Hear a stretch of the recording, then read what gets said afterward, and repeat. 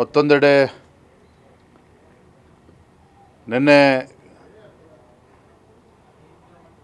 ಸಚಿವ ಸಂಪುಟ ಒಂದು ಮಹತ್ತರವಾದ ಒಂದು ನಿರ್ಣಯವನ್ನು ತೆಗೆದುಕೊಂಡಿದ್ದಾರೆ.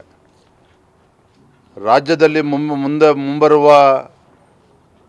ಲೋಕಲ್ ಬಾಡಿ ಚುನಾವಣೆಗಳೇನಿದ್ದಾವೆ, ಜಿಲ್ಲಾ ಪಂಚಾಯತು, ತಾಲೂಕ್ ಪಂಚಾಯತ್ಗಳಿರ್ಬೋದು, ಈ ಲೋಕಲ್ ಬಾಡಿ ಚುನಾವಣೆಗಳಿಗೆ ಬ್ಯಾಲೆಟ್ ಪೇಪರನ್ನು ಬಳಸ್ತೇವೆ. ಯಾಕೆ ಅಂತ ಹೇಳಿದ್ರೆ ಚುನಾವಣಾ ಆಯೋಗದ ಬಗ್ಗೆ ಮತ್ತು ಬ್ಯಾಲೆಟ್ ಬಾಕ್ಸ್ ಬಗ್ಗೆ, ಎಲೆಕ್ಟ್ರಾನಿಕ್ ವೋಟಿಂಗ್ ಮೆಷಿನ್ ಅಂತ ನಾವೇನು ಕರಿತೇವೆ, EVM ಮೆಷಿನ್ಸ್ ಬಗ್ಗೆ ಪಾಪ ರಾಹುಲ್ ಗಾಂಧಿಯವ್ರಿಗೆ, ಕಾಂಗ್ರೆಸ್ನವರಿಗೆ ವಿಶ್ವಾಸ ಹೊರಟೋಗಿದೆಯಂತೆ. ಹಾಗಾಗಿ ರಾಜ್ಯದಲ್ಲಿ ಮುಂದಿನ ಚುನಾವಣೆಗಳು, ಸ್ಥಳೀಯ ಚುನಾವಣೆಗಳನ್ನು ಬ್ಯಾಲೆಟ್ ಪೇಪರ್ನ ಬಳಸ್ತೇವೆ ಅನ್ನುವ ನಿರ್ಧಾರವನ್ನು ಕ್ಯಾಬಿನೆಟ್ ಸಚಿವ ಸಂಪುಟ ಸಭೆ ನಿನ್ನೆ ನಿರ್ಣಯವನ್ನು ತೆಗೆದುಕೊಂಡಿದೆ.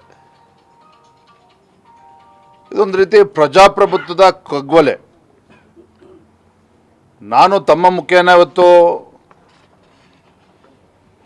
ರಾಹುಲ್ ಗಾಂಧಿಯವರಿಗೆ, ಕಾಂಗ್ರೆಸ್ ಪಕ್ಷಕ್ಕೆ ಒಂದು ಕಿವಿಮಾತನ್ನು ಹೇಳೋದಕ್ಕೆ ಇಚ್ಛಪಡ್ತೇನೆ.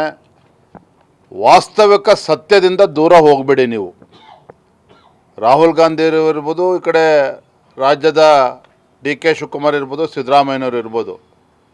ವಾಸ್ತವಿಕ ಸತ್ಯ ಏನು ಅಂತ ಹೇಳಿದ್ರೆ,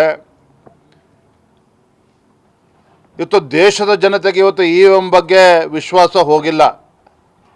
ದೇಶದ ಮತದಾರರಿಗೆ ಕಾಂಗ್ರೆಸ್ ಪಕ್ಷದ ಬಗ್ಗೆನೇ ಇವತ್ತು ವಿಶ್ವಾಸ ಹೋಗಿದೆ. ಕಾಂಗ್ರೆಸ್ ಪಕ್ಷದ ನಾಯಕತ್ವದ ಬಗ್ಗೆ ವಿಶ್ವಾಸ ಹೋಗಿದೆ.